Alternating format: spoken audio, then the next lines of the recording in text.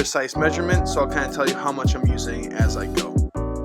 So we're going to start off by rough chopping 2 bell peppers. You can use green, red, yellow, whatever you prefer. I just like red and yellow because it's a nice color to add into it. Alright, next we're going to grab a big yellow onion. We're going to use the whole thing. I'm just going to rough chop it. Like I said, whatever you prefer. I like the bigger pieces, so I'm just going to do a rough chop, and it's a little quicker for me. So you need 8 cloves of garlic. We're going to smash them, get the wrappings off, and then we're going to dice them very fine. I don't like rough chopped garlic in my recipes. I just don't enjoy that bigger chunk of garlic. So after I get that all diced up, I'm going to add it to the rest of my vegetables. I like to prep everything before I really start cooking. So I don't even turn the heat on until everything is cut and prepped. You can't have a duck recipe without bacon. That's one of the most important things. Just the combination of duck and bacon is just classic. I like to chop my bacon up into bigger chunks. That way you can really taste it in the chili. After you finish chopping your bacon, you're going to want to put it on the heat right away. You want the fat in the bacon to start rendering down and the bacon to crisp up a little bit before you can add the duck. Here's the duck. I've had this marinating for about 24 hours now. I used a 1/4 cup of Worcestershire sauce, a 1/4 cup of soy sauce, 3 tablespoons of garlic powder, 3 tablespoons of lemon juice, and 2 teaspoons of apple cider vinegar. I find that if you put a little bit of vinegar in your marinades, it really adds a zip and a tang, and it really tenderizes the meat. So the type of duck that we're actually dealing with today are teals. That explains why they're smaller breasts. But I did find that they were really tender compared to most duck I've ever had. So we're going to chop these breasts into about 2-inch pieces. We're going to want to keep them a little bit bigger, that way they don't dry up. Once you're done chopping up the duck, you want to take some paper towel and pat off any extra moisture. We want to be able to add it to the bacon and allow that duck to really crisp up and get a nice crust on it. You're going to want to cook that duck and bacon on a higher heat. You really want to develop a nice crust, and you want the meat to be browned up.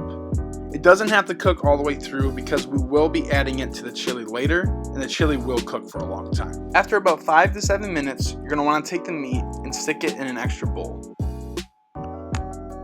Now we're going to add some olive oil to the bottom of the pan, and then we're going to toss in our vegetables. We're going to turn the temperature down and let those cook.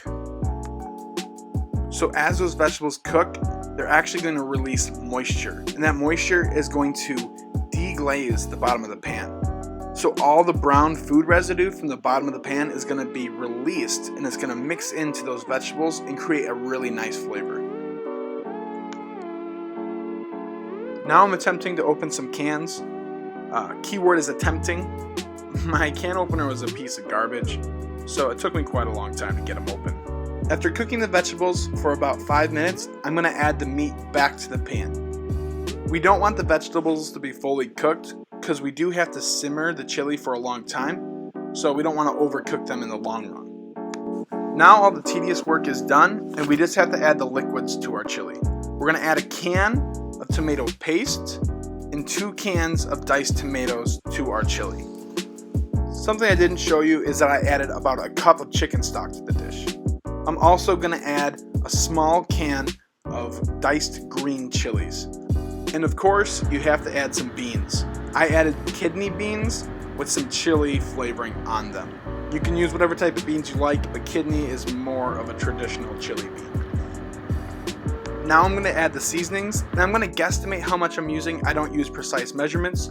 I use about a tablespoon of onion powder, half a teaspoon of ground mustard, a tablespoon of garlic powder, and I use quite a bit of chili powder, probably close to 1/4 cup of chili powder. I used a couple different types of salt today. I did use some smoked salt to add a smoky flavor to the dish, and later on I will use a pink Himalayan salt. I know this might seem strange, but I'm actually going to add a teaspoon of cinnamon. It'll give it a nice earthy flavor. You can't forget the cayenne. One of the most important parts to me is a little bit of spice in my chili. I'm going to add some cracked pepper, and I'm also going to add a little bit of pink Himalayan sea salt. The chili is simmering. It's got to simmer for about an hour or so, get all those flavors kind of melded together. I'm going to stir it every once in a while, and then I'm going to taste it and see what seasoning's going to go in. Then there's a couple more ingredients that still need to go in. This recipe isn't, well, let's just say I've never made this before, especially with duck. I'm kind of just winging it. It's kind of just my thing, so fingers crossed that it's good. Either way, Dylan's going to eat it. So. The chili has been simmering for an hour, so I'm actually going to add about half a pint of sour cream. I know a lot of people like to leave that out of their chili just to give others the option of putting it in, but I think it's an essential part to the chili. Something I didn't show is that I actually added about half a tablespoon of sugar. That way I can balance out the tang a bit. So now I'm going to add some pepper jack cheese, only about a cup. Again, there's so much chili there that it's not going to make it cheesy or stringy at all. It's just going to add a nice heat and a nice creaminess to the chili. At this point, the chili is done and ready to eat. Unfortunately, I can't eat much of it because I am on the ketogenic diet, so I can't have many carbs or sugar, so I'm actually going to take some to Dylan. Can I go now? I can go now? So, Alex just made some duck chili today. He brought it over to me. It's ducks that Brandon shot a couple days ago. So, first impression, you're going to see how it tastes. I'm going to get a big hunk of duck here. Try with that.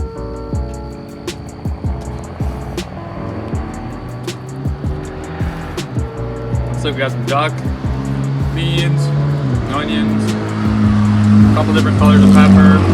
It's a good chili, it's really good. I'll try another bite here with the, oh, we even got bacon it looks like in here. So I'll try another bite here.